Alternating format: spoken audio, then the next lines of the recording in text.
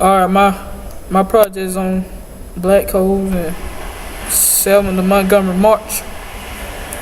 And in the late 1865, Mississippi and South Carolina enacted the first black codes. Mississippi laws required blacks to have a written evidence of employment for the coming year each January. If they left before the end of the contract, they would be forced to forfeit earlier wages and were subject to arrest. In South Carolina, a law prohibited blacks from holding an occupation other than farmers or servants unless they paid an annual tax of $10 to $100. This provision hit free blacks already living in Charleston and former slaves especially hard. In both states, blacks were given heavy penalties for vagrancy, including forced plantation labor in some cases. Under Johnson's policies of presidential reconstruction, where all the slaves were enacted their own black codes in 1865 and 1866, while the codes granted certain freedom to African Americans, including the right to buy and own property, marry, make contracts, and testify in court.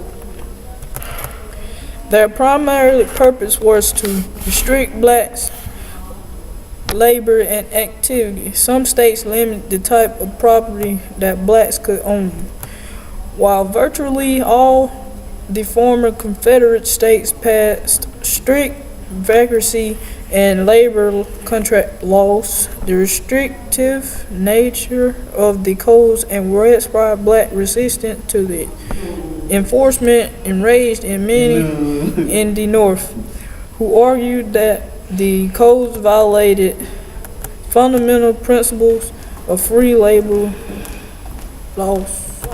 After passing the Civil Rights Act over Johnson's veto, Republicans in Congress effectively took control of Reconstruction.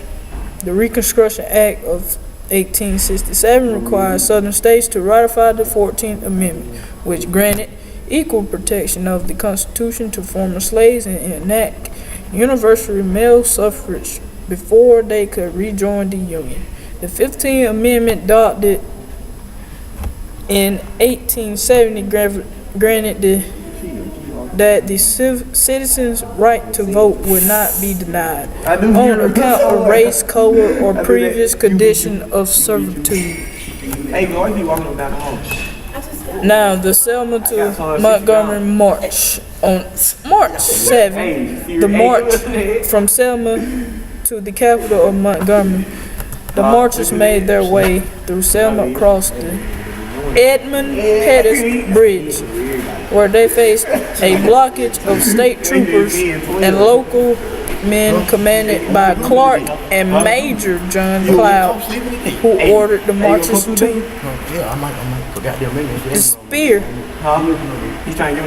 When they did not, Cloud ordered his men to advance. Cheered on by the white onlookers, the troopers attacked the crowd with clubs and tear gas. Mounted police chased retreating marchers and continued to beat them.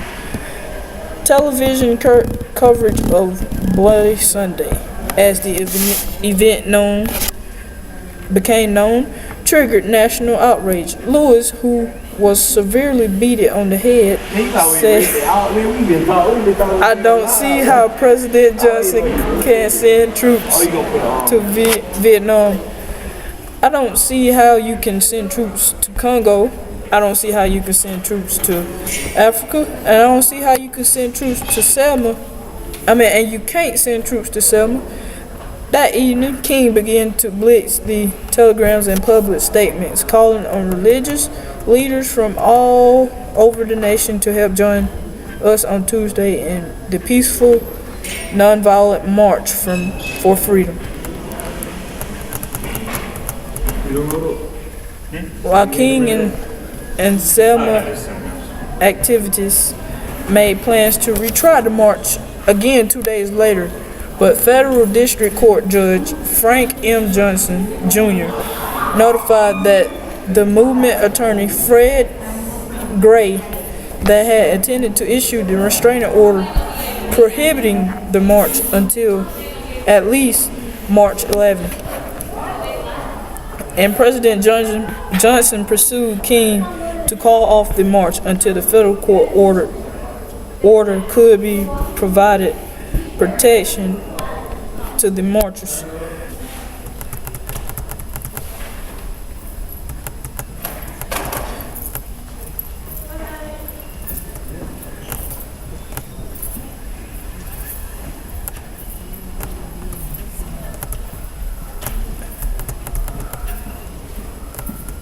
You do it?